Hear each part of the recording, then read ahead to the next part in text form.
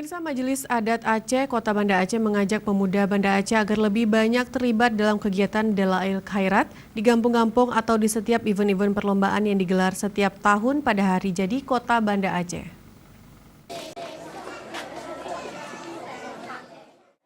Ketua Majelis Adat Aceh Kota Banda Aceh, Haji Bakhtiar Arahas, mengajak pemuda agar lebih banyak terlihat dalam kegiatan keagamaan atau kegiatan memakmurkan masjid-masjid. Salah satunya melestarikan Dalail Khairat. Perlombaan Dalail Khairat sudah menjadi event yang diselenggarakan oleh Majelis Adat Kota Banda Aceh pada hari jadi kota setiap tahunnya.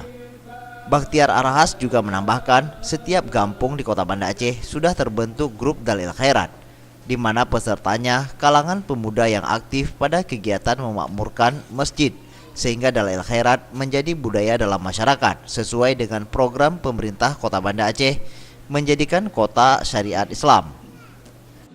Ini bagus sekali, ini sebagai kita mengantisipasi munculnya ataupun terpengaruhnya anak-anak muda kita dengan budaya-budaya luar yang sungguh tidak sesuai dengan budaya kita dan juga dengan adat istiadat kita dan juga dengan agama.